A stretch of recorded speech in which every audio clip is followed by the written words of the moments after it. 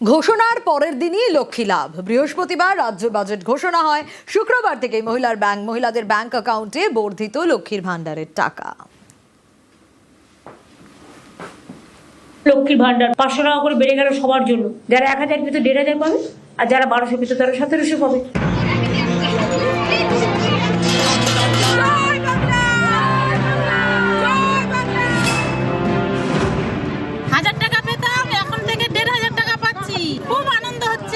দিদি যেভাবে আমাদের মহিলাদের নিয়ে উন্নয়নের কথা এত ভাবছেন, আজ অব্দি মনে হয় না কোনো মুখ্যমন্ত্রী বা অন্য কোনো কেউ এটা ভেবেছে কখনো। তার জন্য দিদিকে অশেষ ধন্যবাদ জানাই। বৃহস্পতিবার রাজ্য বাজেটে ঘোষণা, শুক্রবারই মহিলাদের ব্যাংক অ্যাকাউন্টে পৌঁছে গেল বর্ধিত লক্ষ্মীর ভান্ডারের টাকা। এতদিন লক্ষ্মীর ভান্ডারে মাসে মাসে 1000 টাকা করে ভাতা পেতেন মহিলারা। এসসি এসটি হলে মাসে 1200 টাকা। বাজেটে লক্ষ্মীর ভান্ডারের মাসিক ভাতার অঙ্ক 500 টাকা করে বাড়ানো হয়েছে। অর্থাৎ এখন থেকে লক্ষ্মীর ভান্ডারে মাসে মাসে 1500 টাকা করে পাওয়া যাবে। এসসি এসটি মহিলারা পাবেন মাসে 1700 টাকা করে। শুক্রবার থেকে এই টাকা মহিলাদের অ্যাকাউন্টে ঢুকতে শুরু করেছে। 1500 টাকা আমাদের অ্যাকাউন্টে চলে এসেছে। এই সমস্ত মানুষদের অ্যাকাউন্টে এই যে বলা এবং তার সঙ্গে সঙ্গে কাজের এই যে মিল, সেই জন্য আজকের আমাদের এই উল্লাস। আমারও সেই একই ম্যাচই এসে টাকা পেয়েছি, তাই সেই টাকাতে ভান্ডার কিনে নিয়ে দিদিকে ধন্যবাদ জানাই। মুখ্যমন্ত্রী বাজেটে ঘোষণা করেছেন 500 টাকা করে বাড়িয়েছেন। আমাদের অ্যাকাউন্টে ঢুকে গেছে। আর রাজ্যে দিদি মুখ্যমন্ত্রী আমাদের মেয়েদের কথা অনেক কিছুই ভাবে। হ্যাঁ, আমরা খুব খুশি। দিদি যেভাবে আমাদের মহিলাদের নিয়ে উন্নয়নের কথা এত ভাবছেন, আজ অব্দি মনে হয় না কোনো মুখ্যমন্ত্রী বা অন্য কোনো কেউ এটা ভেবেছে কখনো। তার জন্য দিদিকে অশেষ ধন্যবাদ জানাই। 500 টাকা বাড়িয়েছে, অন্যের কাছে হয়তো কম, 500 টাকা কি হয়, কিন্তু আমাদের জন্য এই যে 1500 টাকা, এটা আমরা ভাবতেও পারছি না যে রাতারাতি দিদি এভাবে বাড়িয়ে দেবে। খুব খুশি লাগছে। সামনেই পশ্চিমবঙ্গে বিধানসভা ভোট। এ রাজ্যে প্রায় অর্ধেক মহিলা ভোটার। অনেকেই মনে করেন গত কয়েকটি নির্বাচনে তৃণমূলের বিপুল সাফল্যের অন্যতম ফ্যাক্টর এই মা বোনেদের ভোট। মহিলাদের বিপুল সমর্থন তৃণমূলের দিকে যাওয়ার পিছনে অন্যতম বড় কারণ লক্ষ্মীর ভান্ডার। 26-এর ভোটের আগে সেই লক্ষ্মীর ভান্ডারেই আরও লক্ষ্মী লাভ জানিয়ে শুরু হয়েছে রাজনৈতিক চর্চা। পশ্চিমবঙ্গে কর্মসংস্থান নেই, যখন একটার পর একটা গ্রাম পুরুষশূন্য হয়ে যাচ্ছে, তো এই জায়গায় দাঁড়িয়ে যখন আপনি মহিলাদের দিচ্ছেন গ্রামের মানুষের কথা চিন্তা করে, তখন 1500 টাকা কেন দিচ্ছে? 500 টাকা বাড়িয়ে দিয়ে আপনি একজনের রাজনৈতিক বোধকে, তার মতামতকে কিনে নেবেন? মেয়ে দিচ্ছে 1500, মা লক্ষ্মী, আমরা মাকে ধরেছি অন্নপূর্ণা 3000। মমতা বন্দ্যোপাধ্যায় প্রথম তো লক্ষ্মীর ভান্ডারটা চালু করেন, তখন তো বিজেপি বলেছিল ভিক্ষা এসব নেওয়া যাবে না। ক্রমশ বিজেপি শাসিত রাজ্যগুলো তো মমতা বন্দ্যোপাধ্যায়কে নকল করে লক্ষ্মীর ভান্ডার চালু করছে। বাংলা থেকে অন্য রাজ্যে 22 লক্ষ মানুষ কাজ করতে গেছে, আর অন্য রাজ্য থেকে 1.5 কোটি তারা বাংলায় রয়েছেন। শ্রমিক ভট্টাচার্য বরং বিজেপি শাসিত রাজ্যগুলোকে বলুক তাদের রাজ্যের লোক পশ্চিমবঙ্গ থেকে ফিরিয়ে নিতে। ভ্যাকেন্সি হয়ে যাবে, বাংলার লোক ফিরে আসবে। নিউজ 18 বাংলা। রাজ্য দখল হবে। শুক্রবার জামিন অযোগ্য গ্রেপ্তারি পরোয়ানার নির্দেশ। পরের দিন সকাল থেকে নাটক। হাওড়ার নার্সিংহোম থেকে আরজি করের প্রাক্তন ডেপুটি সুপারকে ছুটি। তারপর আলিপুর আদালতে আক্তার আলী দাবি করলেন আইনজীবী না থাকায় আত্মসমর্পণের আবেদন করতে পারলেন না। তার বিরুদ্ধে চক্রান্তের অভিযোগেও সরব হন।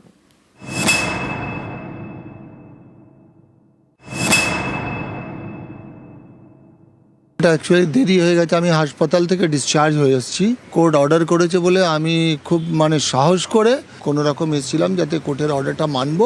এখন এসে দেখলাম কি 12:30টার সময় কোর্ট উঠে গেছে, শনিবার আজকে, এবং আমার অ্যাডভোকেট আসেননি। তো অ্যাডভোকেটের সঙ্গে সারেন্ডার করতে হবে। তো আমি আবার সোমবার সারেন্ডার করব। আক্তার আলী আরজিকর হাসপাতালে প্রাক্তন ডেপুটি সুপার। হাসপাতালে ভুরি ভুরি দুর্নীতির অভিযোগ তুলে 2024 সালে সরব হন। টালা থানায় অভিযোগও দায়ের করেন। সেই আক্তারের বিরুদ্ধেই শুক্রবার জামিনযোগ্য গ্রেপ্তারি পরোয়ানা জারি করেন আলিপুর বিশেষ সিবিআই আদালতের বিচারক। তখন তিনি হাওড়ার নার্সিংহোমে ভর্তি। টয়লেটে পড়ে গেছিল। আচ্ছা, কোথায় লেগেছে? স্পাইনালে লেগেছে। মেডিকেল ওইখানে জেনে নিন। আচ্ছা, হ্যাঁ, স্পাইনালে লেগেছে। আমাদের ডাক্তারও বললেন। উনি কেমন আছেন? এমনি ভালো নেই, অপারেশন করতে বলে। আদালতের নির্দেশের পরের দিন সকাল থেকেই নাটক। শুক্রবার আক্তার আলীর দাদা দাবি করেন তার ভাইয়ের নাকি অপারেশন করাতে হবে। সেই আক্তার আলীকে শনিবার সকালে ছুটি দেয় নার্সিংহোম কর্তৃপক্ষ। সেখান থেকে বেরিয়ে চক্রান্তের অভিযোগ করেন। সামনে ইলেকশন, চক্রান্ত করে আমাকে করা হয়েছে যে সেকশনে আমাকে কোনো রকম যদি আমি বেল পাই তাহলে যারা জেল খাটছে তারা বেল পেয়ে যাবে। আরজি করে দুর্নীতি কারাপশনের সঙ্গে আমার কোনো রিলেশন নেই। আমার যে সূত্র পেয়েছিল 2020-তে আমি একটা বন্ধু কাছ থেকে ধরুন ধার নিয়েছিলাম, তাকে ধার শোধও করেছিলাম, তাকে ওরা ইউটিলাইজ করেছে অস্ত্র হিসেবে। নার্সিংহোম থেকে বেরিয়ে সোজা আলিপুর আদালত। আক্তার আলীর দাবি, আইনজীবী না থাকায় আত্মসমর্পণ করা হলো না। এটা অ্যাকচুয়ালি দেরি হয়ে গেছে, আমি হাসপাতাল থেকে ডিসচার্জ হয়ে এসেছি। কোর্ট অর্ডার করেছে বলে আমি খুব সাহস করে কোনো রকম এসেছিলাম যাতে কোর্টের অর্ডারটা মানবো। এখন এসে দেখলাম কি 12:30টার সময় কোর্ট উঠে গেছে, শনিবার আজকে, এবং আমার অ্যাডভোকেট আসেননি, তো অ্যাডভোকেটের সঙ্গে সারেন্ডার করতে হবে। তো আমি আবার সোমবার সারেন্ডার করব। আক্তার আলীকে শুক্রবার দ্রুত গ্রেফতারের নির্দেশ দেয় আলিপুর বিশেষ সিবিআই আদালত। এরপরেই তাকে গ্রেফতার করতে আইনি প্রক্রিয়া শুরু করে কেন্দ্রীয় তদন্তকারী সংস্থা। কলকাতা এবং দিল্লির দুর্নীতি দমন শাখার আধিকারিকদের মধ্যে আলোচনাও করে। কিন্তু আদালতের নির্দেশ মেনে কবে গ্রেফতার করা হবে আরজি করে প্রাক্তন ডেপুটি সুপারকে, তার আগে কি তিনি আত্মসমর্পণ করবেন, এ নিয়েই জোর জল্পনা। অমিত সরকার, নিউজ 18 বাংলা।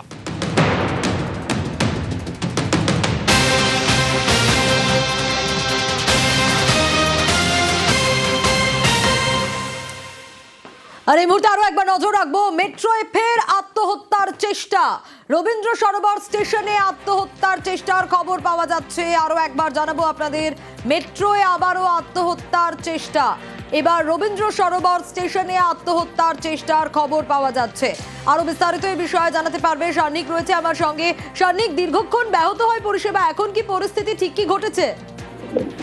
দেখো, সকাল 10:45-এ একজন যাত্রী একটি আপ মেট্রো অর্থাৎ দক্ষিণেশ্বরগামী একটি মেট্রোর সামনে ঝাঁপ দিয়ে আত্মহত্যার চেষ্টা করেন রবীন্দ্র সরোবর মেট্রো স্টেশনে।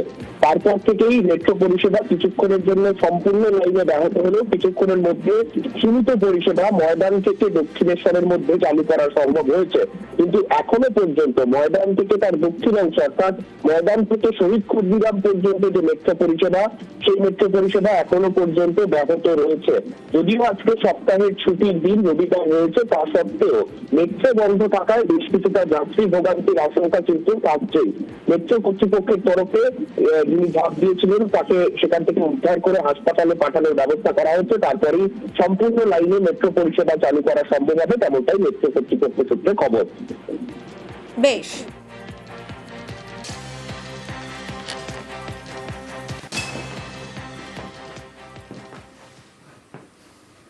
নৈহাটিতে বড়সড় আর্থিক প্রতারণা চক্র ফাঁস। হ্যাঁ, নৈহাটির কারিগর পাড়ায় ভাড়া বাড়ি থেকে গ্রেপ্তার করা হয়েছে 3 জনকে। ধৃতদের থেকে কি কি বাজেয়াপ্ত হয়েছে এখনো পর্যন্ত, কারা এরা, আরো বিস্তারিত অরুণ জানাতে পারবে। অরুণ, এরা কারা, কাদের বিরুদ্ধে এই অভিযোগ, এই আর্থিক প্রতারণার চক্র ফাঁস হলো কিভাবে? দেখো, নৈহাটি পৌরসভার 3 নম্বর ওয়ার্ডে কারিগর পাড়ায় এরা একটা ঘর ভাড়া নিয়ে সেটা থাকতো। এরা কিন্তু হালি শহরের বাসিন্দা এবং এই যে বিভিন্ন লোককে নানা রকম ওটিপি বা বিভিন্ন রকম কাজ চালিয়ে দেওয়ার নাম করে বা কখনো কাকে বলে আপনার টাকা তুলে দেবো, আপনার টাকা এই সবের লোন এসছে, এরকম ভাবে প্রতারণা চালাচ্ছে দীর্ঘদিন ধরে। নৈহাটি জেলা কাজে পুলিশের কাছে খবর আসে এবং 3 জনকে কিন্তু তারা গ্রেফতার করে। এদের কাছ থেকে একটি ল্যাপটপ এবং 3টি মোবাইল ফোন উদ্ধার করা হয়েছে। এর সঙ্গে বড় কোনো চক্র জড়িত আছে, কারণ এই নৈহাটির যেই কারিগর পাড়ায় ঘটনাটা ঘটেছে সেখানে ঘনবসতিপূর্ণ অনেক দোকানপাট রয়েছে, তাদের বিভিন্ন রকম প্রলোভন দেখাতো তারা। 3 জনকে গ্রেফতার করেছে, এর সঙ্গে আরো আছে, তাদের কিন্তু আটক করার পর তাদের হেফাজতে নেওয়ার পর জানা যাবে। বেশ, আসলে তো হবেই, কারণ আশেপাশের লোকরা এখন তো ওরাও তো ভয় পাবে না যেটা কি হচ্ছে। আমরা তো জানতাম না, এই তো আজকে আমি পুলিশ ধরে নিয়ে গেছে, অ্যারেস্ট করেছে, সেটাই শুনলাম বলে তাই বলতে পারছি, নাহলে তো আমি নিজেই জানি না। আমি শাস্তির দাবি করছি 100 বার। নকশালবাড়িতে 3টি রাস্তার শিলান্যাস, 80 লক্ষ টাকা বরাদ্দে শুরু হলো রাস্তার কাজ। শিলিগুড়ি মহকুমা পরিষদের উদ্যোগে এই নতুন রাস্তা। টার্গেট কতদিনের মধ্যে শেষ করতে হবে, আরো বিস্তারিত এই বিষয়ে জানাতে পারবে বিশ্বজিৎ রয়েছে আমার সঙ্গে। বিশ্বজিৎ, কতদিনের মধ্যে এই রাস্তার কাজ শেষ করতে হবে টার্গেট নেওয়া হয়েছে? স্বাভাবিকভাবেই রাস্তা হওয়ায় এলাকাবাসী খুশি, তা বলার অপেক্ষা রাখে না। দেখো, একেবারে 3 মাসের টার্গেট দেওয়া হয়েছে। এই 3টি গ্রামীণ রাস্তার সংস্কার হবে এবং যাতে কিন্তু বরাদ্দ হয়েছে 80 লক্ষ টাকা এবং এজেন্সি কিন্তু ইতিমধ্যে কাজও শুরু করে দিয়েছে। আজ তার শিলান্যাস করেন শিলিগুড়ি মহকুমা পরিষদের সভাধিপতি, এবং এটাই স্বাভাবিকভাবে খুশি হলো এই 3 গ্রামের বাসিন্দারা। কারণ জরাজীর্ণ অবস্থায় ছিল এই রাস্তা এবং যাতে কিন্তু প্রায়শই দুর্ঘটনা ঘটতো, এবং বারবার তারা বিভিন্ন দপ্তরে আবেদন জানিয়েছিল যে যেভাবেই হোক এই রাস্তা সংস্কার করতে হবে। অবশেষে এই 3টি রাস্তা সংস্কার হচ্ছে, যাতে কিন্তু খুশি হচ্ছে স্থানীয় বাসিন্দারা। তবে একইভাবে যেভাবে উন্নয়ন একেবারে চলছে শিলিগুড়ি মহকুমা পরিষদের রাজ্য সরকারের তত্ত্বাবধানে, তেমনি কিন্তু বিধায়ক সাংসদরা একেবারে উন্নয়ন করছে না বলে কটাক্ষ করছেন এই সভাধিপতি। যদিও গোটা ঘটনায় কিন্তু পাল্টা বিজেপিরও সুর রয়েছে। গোটা ঘটনায় কিন্তু এই যে রাস্তা হচ্ছে তাতে কিন্তু খুশি হচ্ছে এই 3 গ্রামের বাসিন্দারা। বেশ। এবং মনিরাম গ্রাম পঞ্চায়েতে একটি এবং নকশালবাড়ি গ্রাম পঞ্চায়েত 2টি রাস্তা, আমরা বহু প্রতীক্ষিত রাস্তা, এগুলো খুব ইম্পর্টেন্ট রাস্তাগুলো আমরা উদ্বোধন করলাম বলতে পারবো। শিলান্যাস আমরা যেদিন করি সেদিন থেকে কাজের শুরু হয়ে যায়, আজকে কাজ শুরু হয়ে যাচ্ছে। আমরা চাই মানুষের পাশে থাকতে এবং মানুষের কাজ করতে, আর আমরা সেটা করে যাচ্ছি। আর কোচবিহারের মাথাভাঙায় নতুন রাস্তা 19-20 2 কিলোমিটার ঢালাই রাস্তা উত্তরবঙ্গ উন্নয়ন দপ্তরের উদ্যোগে। এই রাস্তা তৈরির জন্য প্রায় কত কোটি টাকা খরচ হলো, রাজেশ রয়েছে আমার সঙ্গে, রাজেশের থেকে জানবো। তবে তার আগে আরো একবার জানাই, কোচবিহারের মাথাভাঙায় নতুন রাস্তা 19-20 2 কিলোমিটার ঢালাই রাস্তা উত্তরবঙ্গ উন্নয়ন দপ্তরের উদ্যোগে।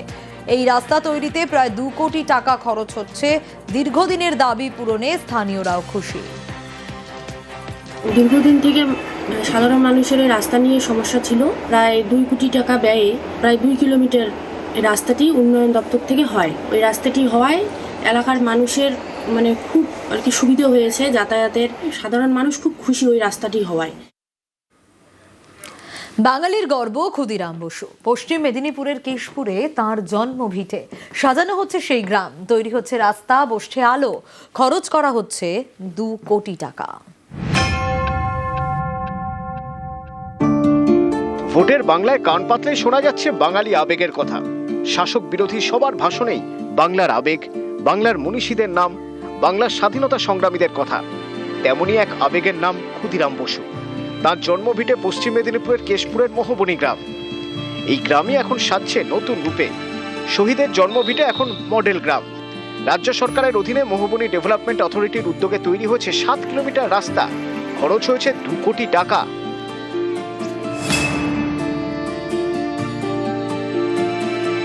জন্মভিটেতে বসেছে শহীদদের মূর্তি, তৈরি হয়েছে লাইব্রেরি, ছোটদের পার্ক, অডিটোরিয়াম, রাস্তার পাশে আলো। আমাদের গ্রামের রাস্তাঘাট আস্তে আস্তে উন্নতি হচ্ছে, রাস্তায় লাইট লাগছে, জলের ব্যবস্থা হয়েছে। এখনো কিছু কিছু রাস্তা কমপ্লিট হয়ে গেছে, কিছু কিছু রাস্তা বাকি আছে, সেগুলোরও কাজ চলছে, ড্রেনের কাজ চলছে।